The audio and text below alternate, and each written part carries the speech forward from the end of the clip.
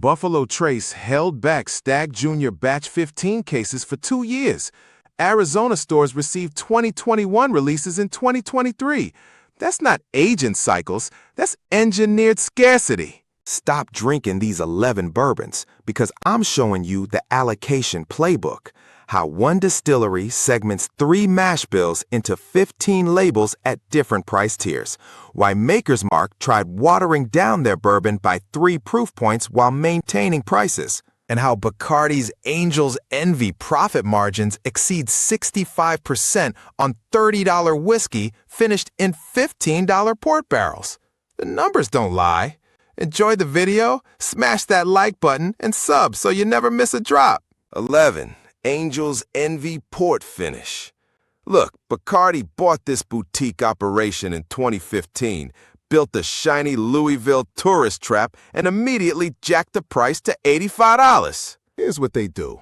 Take 4 to 6 year bourbon, nothing special. Dump it in Portuguese ruby port barrels for 3 to 6 months. Slap innovative finishing on the label. Wine enthusiasts gave it 98 over 100 because wine people tasting bourbon is like your dentist doing your taxes. Opens like grape Jolly Rancher. Finishes syrupy one note.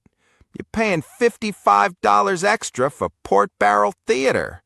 Sales jumped 30% acquisition, not because quality improved, because Bacardi owns more liquor stores than you've been to. Master distiller Lincoln Henderson? Dead since 2013. They've been weekend at Bernie's in his name for 12 years. 10. Woodford Reserve. Brown-Forman owns Kentucky Derby sponsorship rights. 2024, they released a $15,000 bottle whose barrel staves, I'm not making this up, were seasoned in the winner's circle. So you're dropping mortgage payments on wood that sat near thoroughbreds. Regular Woodford runs $40 for triple pot distilled bourbon, which sounds fancy until you learn pot stills strip out flavor compounds. They use them because tourists take better Instagram photos of copper pots than column stills. 72% corn, 18% rye, same ratio as 50 other brands.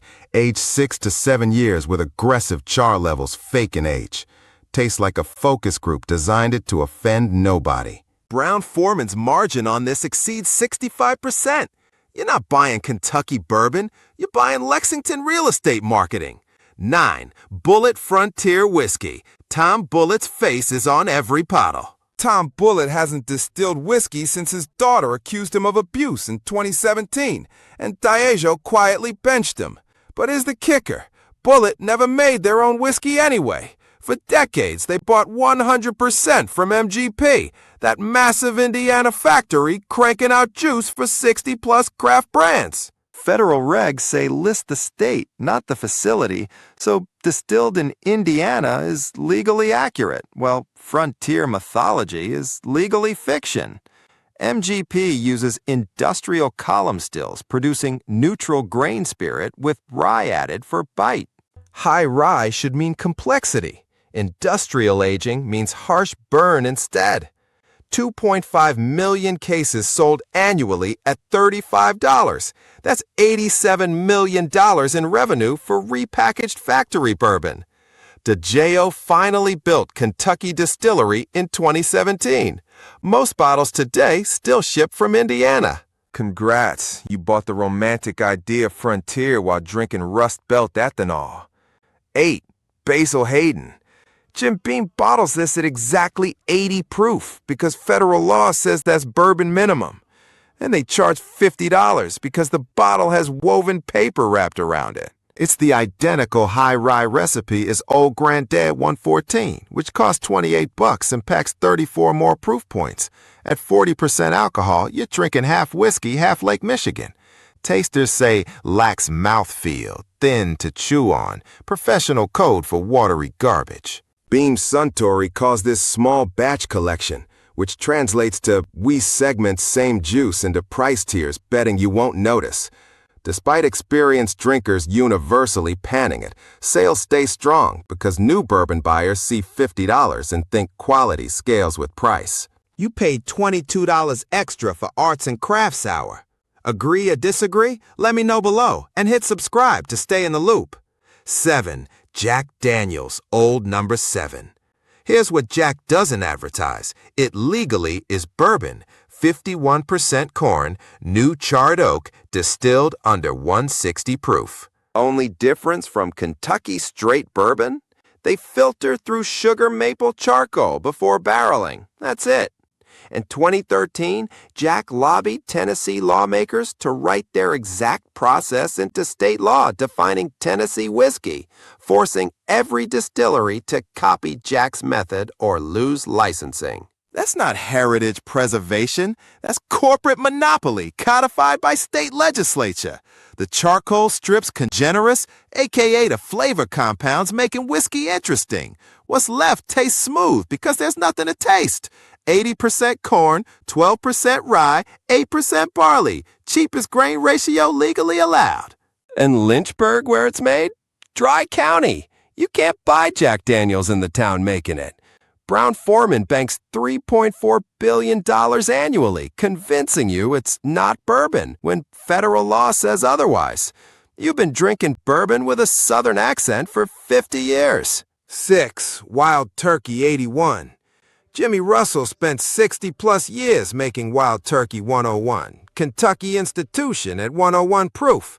Then Campari bought the brand in 2009 for $575 million, took one look at quarterly projections, and launched Wild Turkey 81 to chase budget bias. Cost maybe $3 less than the 101 while delivering 20% less alcohol and half the flavor. Campari announced a $131 million expansion in 2023 to double production, adding 5 million proof gallons annually. When you scale that fast, quality control becomes make sure nothing's on fire. Matthew McConaughey's 2018 Long Branch partnership? Pure theater. He cashed $40 million while Campari's MBAs figured margin optimization. At 81 proof, this can't carry Wild Turkey's high rye profile. It's thin, hot, forgettable. McConaughey got richer. You got watered-down Russell family legacy and a celebrity rapper. 5. Maker's Mark, February 2013. Makers announced lowering ABV from 90 to 84 proof to meet demand. Real translation, we can't age barrels fast enough, so let's add water and keep prices identical. Consumer blowback was nuclear. 1 week later, they reversed it. But that revealed everything. When Wall Street pressured them, their instinct wasn't patience, it was dilution.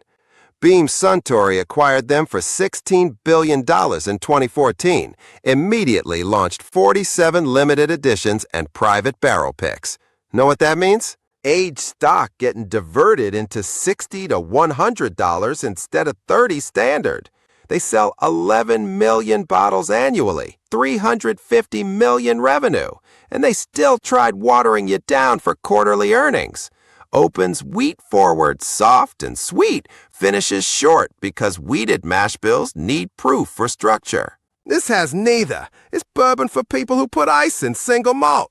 4. Jim Beam White Label, world's best-selling bourbon, 7.6 million 9-liter cases annually, more than Makers, Buffalo Trace, Heaven Hill combined.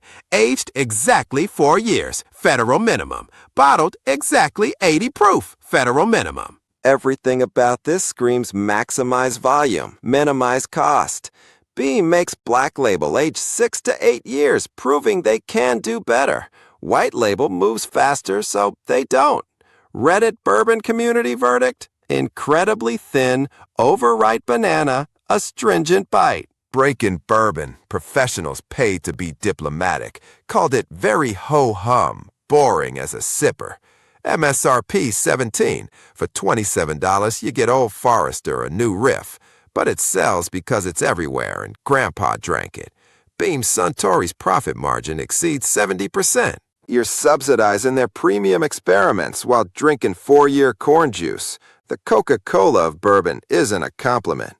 3. Weller Special Reserve. Same wheated mash bill as Pappy Van Winkle. Pappy costs $300 to $3,000. Weller SR has $25 MSRP. Guess which one's harder to find?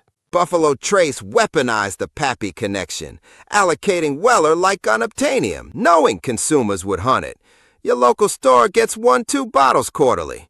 This creates the illusion $25 bourbon is rare treasure. Reality? It's thin, young, boring, weeded bourbon needing higher proof for character, but they bottle at 90 anyway.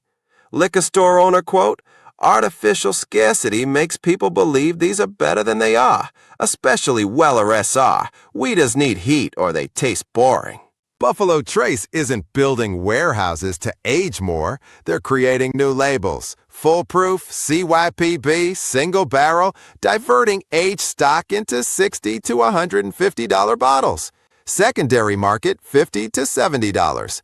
Larceny weeded bourbon sits on shelves at $25. Tastes better, higher proof. But it doesn't say Pappy adjacent, so you ignore it. Buffalo Trace thanks you for playing. Like, sub, and drop a comment if you're vibing with the content. 2. Blanton Single Barrel. Buffalo Trace created Blantons in the 80s specifically for export to Japan, targeting younger drinkers wanting American bourbon over their parents' scotch. Worked beautifully. Japan went crazy for it. Americans saw Japanese obsession and concluded, must be premium. Classic reverse psychology export scam. Buffalo Trace still prioritizes Japan. Blanton's Gold, 51.5% ABV, and Red, 46.5%, are Japan exclusive.